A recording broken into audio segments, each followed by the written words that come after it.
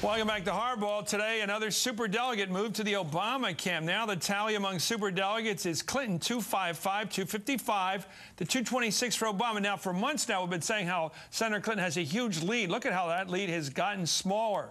Just to take you back to February 5th, Super Tuesday, the tally back then was 260 to 170, a 90-vote spread for her. Joining me now is NBC News political director Chuck Todd and CNBC chief Washington correspondent John Harwood.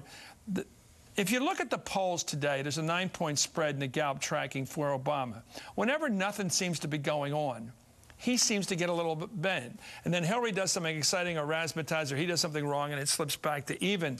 But nothing seems to help Barack, literally. There seems to be a trend toward him. And now we see the superdelegates trending toward him.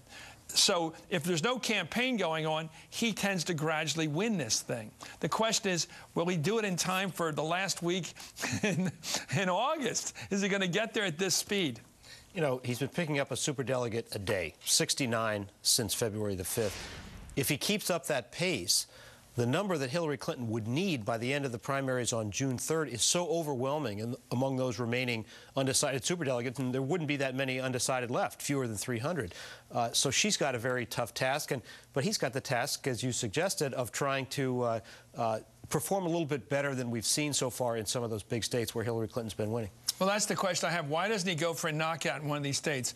Keep Pennsylvania close, win North Carolina, where he's expected to win 2 weeks later, and damn it, win in Indiana. Because then she would be out of the race, wouldn't she? Because when you're the front runner, you don't need to go for a knockout. Now, I know that you may see a path that makes it easier to quickly go for the knockout, and early on there was an opportunity to do it, you know, on the other way, where Hillary Clinton missed her opportunities to go for knockouts early because you didn't think you needed to do it. When you're the front runner, you don't ever, because that's riskier. I mean, let's put it in pure boxing terms. You want to go for the knockout. When you take a hard swing at somebody, what happens? You open yourself up to great military rule. By the way, I've studied that. Right, and that's the same thing. From a defensive position is one of the smartest moves in military history.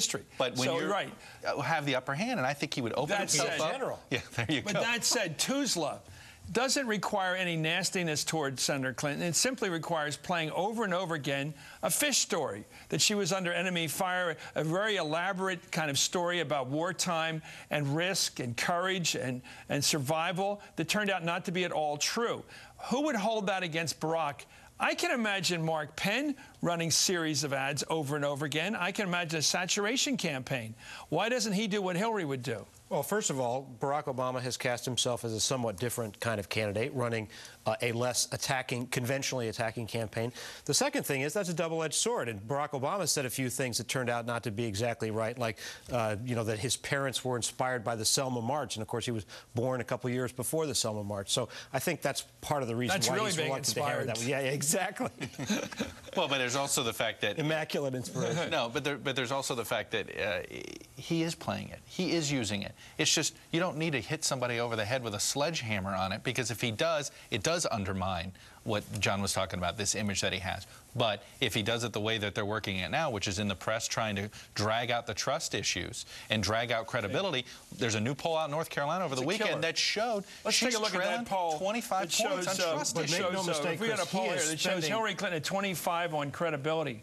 That's a low number. It's not only that. Look, we saw it. There's a pattern going on here. We saw it when our NBC Wall Street Journal poll was in the field over those 2 days that Tuzla was in the news, and her personal ratings just took a huge hit. You're starting that in this issue and credibility and trust. Okay. Look, Bill Clinton's one of the few politicians that has lost on the honest and trustworthy question against an opponent back in '92 against Bush and won an election. It is rare to win an election if you're seen as the least honest and trustworthy. But the Clintons ever been able to do well at that category of trustworthiness? Were they ever high on that schedule, on that score? The Clintons have always struggled on that because it's the way that his primary campaign went in '92, but he was able to win. It was the right atmosphere. Yeah. He had different messages. That wasn't the most important issue at the time, but this credibility issue has hurt.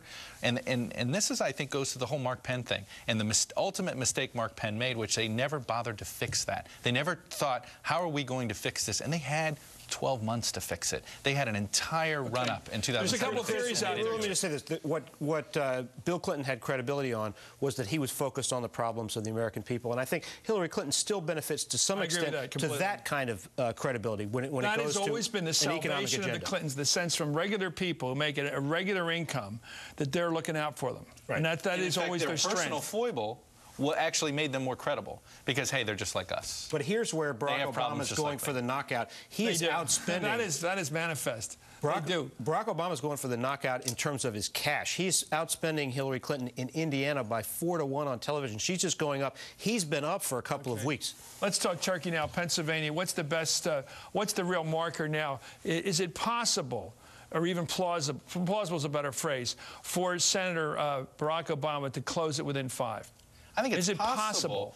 But let's remember who's behind, she has the entire machinery. Pennsylvania is a machine state. You know it's a machine Democratic state. It is an old school machine state, and she has the entire machine behind her other than the Casey family. She's got the state party officially behind her, the state party chair behind her, the governor, the two mayors of the biggest city mayors. If that isn't, to me, that means she has a 3 to 4 point cushion. Now, does that mean he can still overcome it? But you look at a poll and what you think the margin is going to be, and you add 3 to 4 points to Clinton's number. The question is, does that make her go from a 4-point win to a 7 or 8 point win, or 8 to 11, or does it make her go from even to 3, which probably is the worst potential? Now, I think she's going to get about 8 right now, but I don't know. I think she does at least 8, but who knows? It's possible he could narrow, but it's not likely. I think it's 8 at least. Anyway, we'll see. If it's double digits, it's blowout time, and she's back in the race big time. If it's in the high single digits, she's had a good night, right? And by the way, the confetti's going to fall if she wins by a vote. It no question about it. But actually, Obama's played the expectations well.